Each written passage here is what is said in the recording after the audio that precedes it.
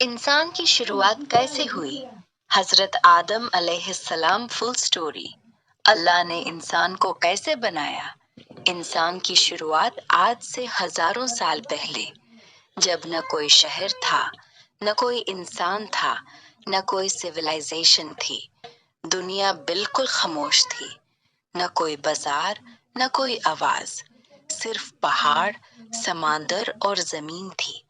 لیکن اس وقت بھی ایک مخلوق موجود تھی، وہ تھے فرشتے۔ فرشتے اللہ کے پاک بندے ہوتے ہیں۔ ان کا کام صرف اللہ کی عبادت کرنا اور اس کی حکموں کو ماننا ہوتا ہے۔ وہ کبھی گناہ نہیں کرتے، ہر وقت اللہ کی تسبیح اور عبادت میں لگے رہتے ہیں۔ لیکن ایک دن اللہ تعالیٰ نے ایک ایسا فیصلہ کیا جس نے پوری کائنات کی کہانی بدل دی۔ ایک ایسا فیصلہ جس کی وجہ سے انسانیت کی شروعات ہو رہی تھی۔ اللہ تعالیٰ نے فرشتوں سے فرمایا، میں زمین پر ایک خلیفہ بنانے والا ہوں۔ یہ سنتے ہی فرشتے حیران ہو گئے۔ انہوں نے عرض کی، یا اللہ، کیا آپ زمین پر ایسی مخلوق پیدا کریں گے جو وہاں فساد کرے گی اور خون بہائے گی؟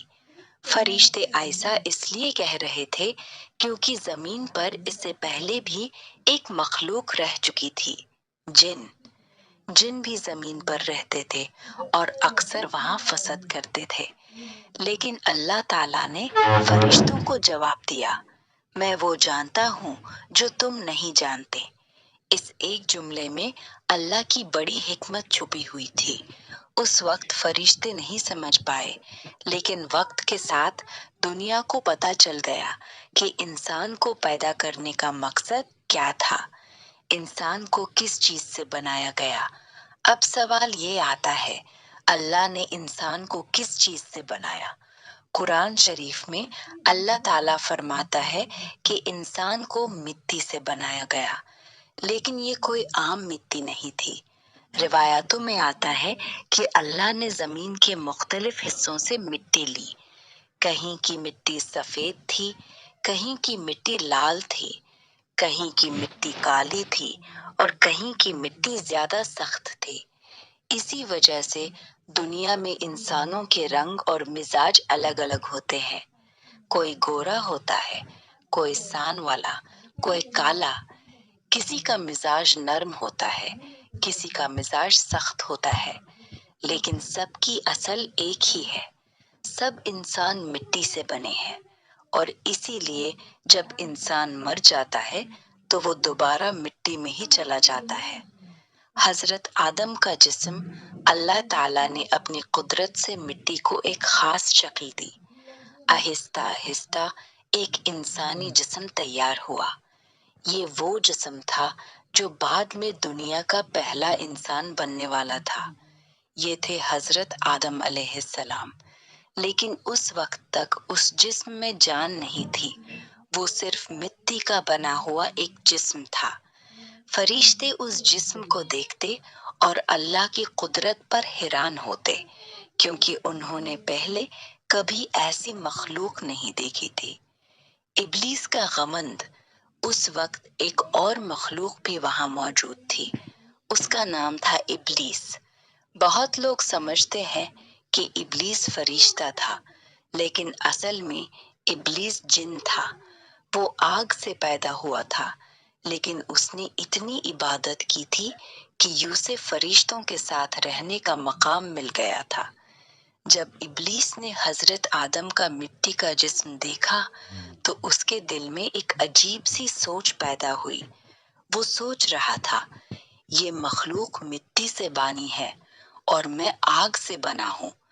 آگ مٹی سے زیادہ طاقتور ہوتی ہے، تو پھر یہ مجھ سے کیسے بہتر ہو سکتا ہے؟ یہ تھا گھمنڈ، اور گھمنڈ وہ چیز ہے جو انسان کو تباہ کر دیتی ہے۔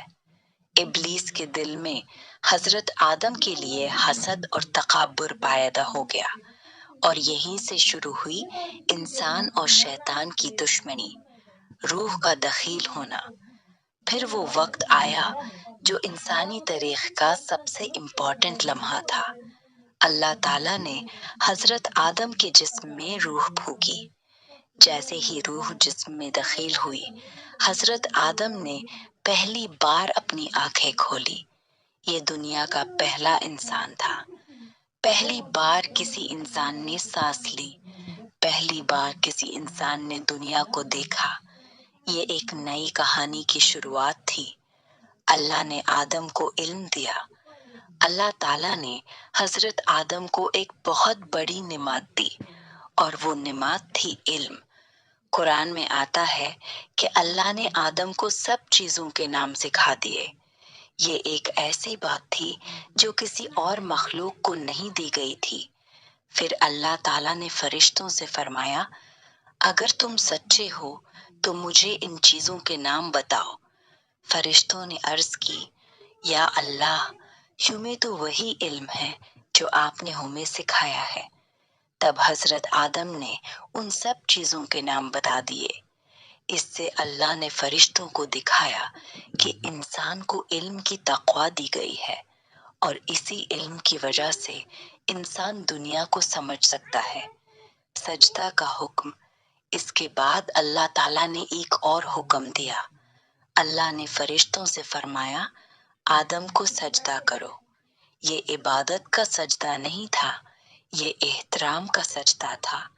سب فرشتوں نے اللہ کا حکم مانا اور حضرت آدم کو سجدہ کر دیا، لیکن ایک مخلوق نے سجدہ نہیں کیا، اور وہ تھا ابلیس۔ ابلیس کا انکار۔ اللہ تعالیٰ نے ابلیس سے پوچھا، تم نے سجدہ کیوں نہیں کیا؟ ابلیس نے جواب دیا، میں اس سے بہتر ہوں۔ آپ نے مجھے آگ سے بنایا ہے اور اس سے مٹی سے بنایا ہے۔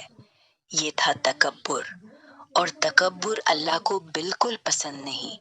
اسی لیے اللہ تعالیٰ نے ابلیس کو اپنی رحمت سے نکال دیا، وہ شیطان بن گیا۔ شیطان کی قسم، جب ابلیس کو نکالا گیا تو اس نے اللہ سے ایک مہلت مانگی۔ اس نے کہا، یا اللہ، مجھے قیامت تک مہلت دے دیجیے۔ اللہ نے اسے مہلت دی۔ تب ابلیس نے ایک خطرناک قسم کھائی۔ اس نے کہا، میں انسانوں کو گمراہ کروں گا، میں انہیں سیدھے راستے سے ہٹا دوں گا۔ لیکن اللہ تعالیٰ نے فرمایا، جو میرے سچے بندے ہوں گے ان پر تیرا کوئی زور نہیں چلے گا۔ حضرت حوا کی پیدائش اور جنت کی زندگی۔ جب ابلیس نے اللہ کے حکم کو ٹھکرا دیا اور حضرت آدم کو سجدہ کرنے سے انکار کر دیا، تب اللہ تعالیٰ نے اسے اپنی رحمت سے نکال دیا۔ ابلیس اب شیطان بن چکا تھا، لیکن اس کی دشمنی اب شروع ہوئی تھی، اور اس کی سب سے بڑی دشمنی تھی انسان سے۔ شیطان نے قسم کھا لی تھی کہ وہ انسان کو گمراہ کرے گا، لیکن اس وقت حضرت آدم کو ابھی تک اس بات کا اندازہ نہیں تھا کہ ان کا سب سے بڑا دشمن کون بننے والا ہے۔ حضرت آدم کا جنت میں جانا۔ اللہ تعالیٰ نے حضرت آدم کو ایک بہت خوبصورت جگہ پر بھیجا۔ وہ جگہ تھی جنت۔ جنت وہ جگہ ہے جہاں ہر طرف خوبصورتی ہی خوبصورتی ہوتی ہے۔ وہاں نہ کوئی دکھ ہوتا ہے، نہ کوئی تکلیف، نہ بھوک لگتی ہے، نہ پیاس لگتی ہے۔ وہاں کے باغ ہمیشہ ہرے بھرے رہتے ہیں، ندیاں بہتی رہتی ہیں، ہر طرف سکون اور خوشی ہوتی ہے۔ حضرت آدم جنت میں رہتے تھے، لیکن ایک وقت ایسا آیا جب انہیں ایک تنہاؤ محسوس ہونے لگی، کیونکہ جنت میں ان کے ساتھ کوئی انسان نہیں تھا۔ حضرت حوا کی پیدائش۔ اللہ تعالیٰ اپنے بندوں کی ضرورت کو اچھی طرح جانتا ہے، اس لیے اللہ تعالیٰ نے حضرت آدم کے لیے ایک ساتھی پیدا کرنے کا فیصلہ کیا۔ روایتوں میں آتا ہے کہ اللہ تعالیٰ نے حضرت آدم کو سلا دیا اور پھر ان کی پسلی رب سے ایک اور انسان پیدا کیا۔ یہ تھی حضرت حوا علیہ السلام۔ جب حضرت آدم نے آنکھیں کھولی تو انہوں نے اپنے پاس ایک اور انسان کو دیکھا۔ یہ دنیا کی پہلی عورت تھی۔ فرشتوں نے پوچھا، اے آدم، یہ کون ہے؟ حضرت آدم نے جواب دیا، یہ میری ساتھی ہے، میری بیوی ہے۔ اس طرح اللہ تعالیٰ نے پہلا نکاح بھی جنت میں ہی کروایا اور حضرت آدم اور حضرت حوا دونوں جنت میں خوشی خوشی رہنے لگے۔ جنت کی زندگی بہت سکون بھاری تھی۔ اللہ تعالیٰ نے انہیں فرمایا، تم دونوں جنت میں جہاں چاہو رہو، جہاں سے چاہو کھانا کھاؤ۔ جنت میں ہر طرح کے پھل تھے، ہر طرح کی نعمتیں تھی، کوئی کمی نہیں تھی۔ حضرت آدم اور حضرت حوا جنت کی خوبصورتی دیکھ کر حیران ہو جاتے تھے، لیکن اللہ تعالیٰ نے ایک بات بھی کہی۔ اللہ نے فرمایا، اس ایک درخت کے پاس مت جانا۔ جنت میں ہر چیز حلال تھی، لیکن ایک درخت ایسا تھا جس کے پاس جانے سے منع کیا گیا تھا۔ یہ ایک امتحان تھا، شیطان کا پہلا پلان۔ شیطان کو پتہ چل چکا تھا کہ حضرت آدم اور حوا جنت میں رہتے ہیں۔ اس نے سوچا، یہی موقع ہے انسان کو گمراہ کرنے کا۔ لیکن پرابلم یہ تھی کہ شیطان کو جنت سے نکال دیا گیا تھا، اس لیے وہ سیدھا اندر نہیں جا سکتا تھا۔ روایتوں میں آتا ہے کہ اس نے چالاکی سے جنت میں داخل ہونے کا طریقہ ڈھونڈ لیا، اور پھر اس نے اپنا سب سے بڑا پلان شروع کیا۔ شیطان کی وسوسہ۔ شیطان نے حضرت آدم اور حوا کے دل میں وسوسہ ڈالنا شروع کیا۔ اس نے کہا، اللہ نے تمہیں اس درخت سے اس لیے روکا ہے تاکہ تم فرشتے نہ بن جاؤ اور تاکہ تم ہمیشہ زندہ نہ ہو جاؤ۔ شیطان نے انہیں دھوکہ دیا۔ اس نے جھوٹی قسم بھی کھائی۔ اس نے کہا، میں تمہارا سچا مشورہ دینے والا ہوں۔ حضرت آدم اور حوا نے کبھی کسی کو جھوٹ بولتے ہوئے نہیں دیکھا تھا، اس لیے انہیں شیطان کی بات پر شک نہیں ہوا۔ انسانی تاریخ کا پہلا گناہ۔ آخر ایک دن شیطان کی باتوں میں آ کر حضرت آدم اور حوا اس درخت کے پاس چلے گئے اور انہوں نے اس درخت کا پھل کھا لیا۔ جیسے ہی انہوں نے پھل کھایا، ایک عجیب سی چیز ہوئی۔ انہیں اپنی شرمگاہ کا احساس ہونے لگا اور جنت کے پتوں سے اپنے جسم کو ڈھکنے لگے۔ یہ انسانی تاریخ کا پہلا گناہ تھا۔ اللہ کا سوال۔ پھر اللہ تعالیٰ نے انہیں پکارا اور فرمایا، آدم، کیا میں نے تمہیں اس درخت سے منع نہیں کیا تھا؟ حضرت آدم اور حوا کو اپنی غلطی کا احساس ہو چکا تھا۔ انہیں سمجھ آ گیا تھا کہ شیطان نے انہیں دھوکہ دیا۔ ان کے دل میں شرمندگی اور پچھتاوا تھا۔ آدم اور حوا کی توبہ۔ حضرت آدم اور حوا نے ترنت اللہ سے معافی مانگی۔ انہوں نے ایک دعا پڑھی جو قرآن میں بھی آتی ہے، ربنا ظلمنا انفسنا، یا اللہ، ہم نے اپنے آپ پر ظلم کیا۔ اگر آپ ہمیں معاف نہیں کریں گے اور ہم پر رحم نہیں کریں گے تو ہم نقصان اٹھانے والوں میں سے ہو جائیں گے۔ یہ انسانی تاریخ کی پہلی توبہ تھی، اور اللہ تعالیٰ توبہ کو پسند کرتا ہے۔ زمین پر آنے کا فیصلہ۔ لیکن اب اللہ کا ایک اور فیصلہ ہونے والا تھا۔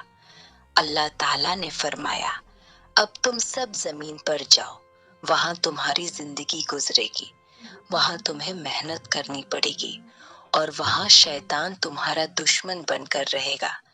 اس طرح حضرت آدم اور حضرت حوا جنت سے زمین پر بھیج دیے گئے۔ یہیں سے شروع ہوئی انسانی زندگی کی اصلی کہانی۔ زمین پر انسانی زندگی کی شروعات۔ جب حضرت آدم علیہ السلام اور حضرت حوا نے اس درخت کا پھل کھا لیا اور اپنی غلطی کا احساس کیا، تب انہوں نے اللہ سے معافی مانگی۔ اللہ تعالیٰ بہت مہربان اور رحمت کرنے والا ہے۔ اس نے حضرت آدم اور حوا کی توبہ قبول کر لی، لیکن اللہ کا فیصلہ ہو چکا تھا۔ انسان کو اب زمین پر بھیجا جانا تھا۔ یہی وہ جگہ تھی جہاں انسان کو اپنی زندگی گزرنی تھی۔ یہی پر اس کا امتحان ہونے والا تھا، اور یہی سے شروع ہونے والی تھی انسانی تاریخ۔ حضرت آدم اور حوا۔